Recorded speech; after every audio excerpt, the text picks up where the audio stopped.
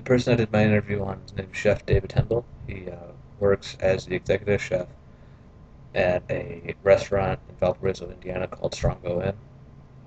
Strongo's, brief history about it, has been around since the 1940s as like a driver, like a drive-in sort of thing where you come in and they cook for you. Um, it was originally on a farm, and the family who still owns that land um, renamed the farm uh, Strongbow Inn after um, a native chief whose people were indigenous to that area, and hence the name. And then they grew their own turkeys and all that. That led to them to butcher their own turkeys and use them in the restaurant slash inn. Then eventually they found people were just coming to the restaurant, not really staying at the inn. So kind of like the KFC sort of thing, where people stopped coming to the gas station for the gas, but for the food, they're like, oh well, we'll get rid of this because we're spending money on it, and nobody's using it. And so then it turned into a restaurant. Then around the late 50s, 60s maybe, a law got passed that said that you can no longer raise animals and butcher them and then use them, um, partly because of the FDA not being able to inspect them fast enough to be like, hey, you butchered this animal correctly, because you're not doing it at a regular pace where they can just come in and be like, okay, this is all you're going to do is butcher these animals, and so you're going to constantly do it like this. Well, I only need to inspect that once a year. Whereas, like, if you do it irregularly, it's like, well, are they doing it in the same place? Or, like, a lot of issues, and so they just outlawed it.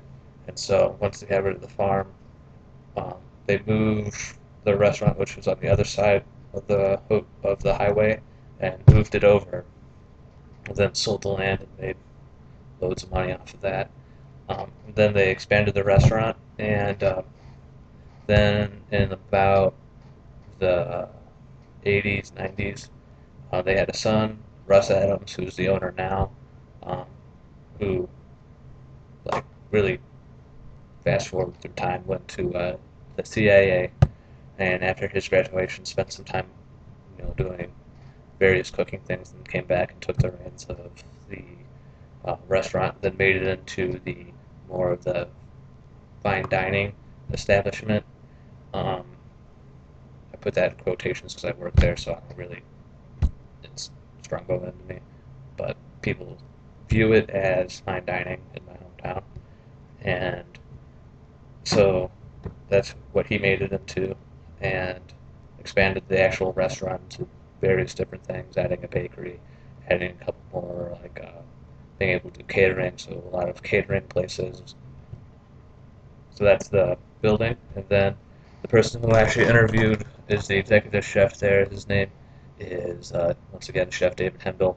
Um, he actually went to community college, you know, for actually doing this to get his associates. And so when I interviewed him, I asked him, hey, how did you get started? And he said, well, when he first started cooking in this Greasy Spoon restaurant as a dishwasher, and you know, during high school, and that's what he was doing. And one day, one of the line cooks didn't show up, and the owner came to him and goes, hey, you wanna take a spot? Because I'm short a man, and I think you can handle it. And so chef decided he was going to be like, yeah, I'll do it. Give it a shot. I could only fail at it. And so he did it, and the owner liked him there, and so he kept him there. Um, and from there, he kind of wanted to prove that he could do better than that place, and so he kept kind of wanting to do better than that, and that's where he expanded, like, well, I want to go to culinary school, so I want to prove to these people that, hey, I'm not just like this. And so he went to culinary school, and from there he kind of expanded more to be like, well, I don't really want to go back to like a diner and work at a diner. I don't really want to do all that, and so he kind of went off and did a couple like line cooking positions in different various places, and I don't, he didn't remember what they were, and then he said he got a sous chef position at a restaurant I don't remember right now, and when he got the sous chef position, he mainly said that he was looking forward to it because it's kind of what he was preparing for um, out of college. He was kind of angry that he wasn't really being put into the position right away. Like right out of college, he wasn't getting offered those sous chef positions like he thought he was really ready for. And when he got into that sous chef position, he was like, "Well, I really actually wasn't ready for it at all." Because there's a big step from just being a line cook where you're not really dealing with any of the management aspects. Like you're just coming to work cooking, and you're not dealing with, well, hey, if my friend over here on grill doesn't show up, it just means I have to do more work. It doesn't on that time. It doesn't mean that like, oh crap, did I mess up on did I mess up like scheduling? Is there like a problem there? Did I mess up? So when he became a sous chef, he said that like there was more things like, oh man, like if this person didn't show up, he'd go back to the schedule and look at it and be like, man, was I the one who messed up? Like, did he actually ask for it off and I just blew it off and scheduled him, or did he mess up or something? And so there's a lot more of those things going on. Whereas on a line cook, you don't really either care or notice, or it's not your job to. Um, then after that, I asked him, well, you said there's this big step between sous chef and line cook. Is there a big step between sous chef to executive chef? He's like, no, that one's a little bit more gradual because it's basically the same sort of thing. You're just dealing with it a lot. You're just dealing with a lot more of it and things that are a little bit more extreme. It's a more extreme version of a sous chef. Um, and so you have more writing on you and bigger things, but there's less of it, is the way he described it to me. Um, and I was like, okay, I guess I can see that. And as he explained it more, he's like, well, because you have to deal with, as an executive chef, you have to deal with, well, I have to get the orders in, the orders have to come in. Without the orders, there's no restaurant. Whereas a sous chef, I mean, you deal with more people, like what you have in the store, and if you don't have something on the line, you can just go grab in the cooler. Whereas executive chef, you have to make sure there's stuff in the coolers daily, and enough of it. And so there's differences, but it's almost the same thing. Just the extremes are a lot different, and so it's just dealing with more of the extremes is what he was saying to me in the interview. And then about his management style, I was like, well, do you really have management style? Because when I worked with him, I didn't really notice any form of like formal management style. It was just kind of like if you have an issue, just come talk to him. He's very open and personable. Um, and he's like, well, I'm more of a type of person where like I am more easygoing, not in the sense of like you can walk all over him, but in the sense that he'll understand. Oh, I'm gonna be a couple minutes late because traffic's bad, especially like in Indiana where everybody has a car and you have to take the highways. So there's only a certain amount of highways to get from my hometown to where I work, which is a 15-minute drive, which is actually really quick. But I mean, there's only a couple highways I can take to get from point A to point B.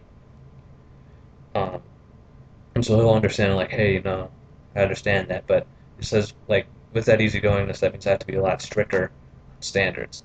That means like, I'm not gonna like, yeah, I may say that you can come in late, but if you just don't show, that's no call, no show. You're done. Like if you call, I can give you all the respect I can give you, and as long as you don't abuse it, like you're fine. And so I mean, I find that he's less of a strict person in the sense that he's like, this is what you have to do, and like other than in some circumstances, like I feel like you have to be, and all chefs are, like you have to be strict and plates coming out. Like there's no easy going in that. Like you have to be hard ass in that because like there's no there's no way of somebody being like, well, I'm gonna be real laid back on the plates that are going out, and all of a sudden you have a steak on something that's not, to a vegan, and that was in their orders, like they only want salad, and you give this person the steak. It's like, well, that steak was supposed to go over here, or, issues all over the place, and you as a chef, nah, I'm a laid back person, I'm gonna let that go. No, you can't do that. You have to be in people's faces about that constantly, but things before that, before service, I mean, like I can understand that and respect where he's coming from when I worked with him I really liked that because he was like, he really knew where I was coming from, and with that. And another thing he said with that is, with that in mind, like with that strategy, it's really easy to adapt to different workers because, especially like where he was working, he was going through people that, like back on prep, like you're not going to have those same people all year round. Even like you may have some people there for a year on prep, or you may a better version was we went through like 5 different dishwashers while I was working there for 2 years, and so it's like you know, like you have to adapt your management style so that this person who's working the dishwasher on this day understands what you're trying to say, understands when he's doing something wrong. He's not going to be the same person you had there yesterday. And so it's like you have to be able to understand that people are going to learn different, but in the same way, he's like, you cannot lax on your standards. Like, if he's having dirty dishes coming out, you have to be like, this is dirty, this is no good, do it again. And if he gives you shit, be like, look, dude, this is the policy. This is what you got to do. You have to do it. You may, you may explain, well, okay, like if you can't work this long, like work here, work the service, work as long as you can. Then once you leave, I'll step in. Like, I mean, he's like, well, that's fine, but like, make sure he understands what he's doing while he's there is what he has to do while he's there.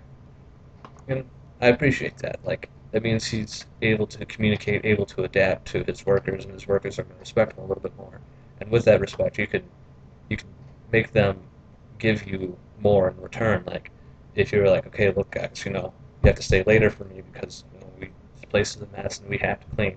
I'm like, well, he gives us a lot of stuff, so yeah, we'll stay an extra hour to clean, and we did. It was because we were able to like understand everything that he's listening to us, we should listen to him, sort of thing. And that's my interview, and thanks for listening.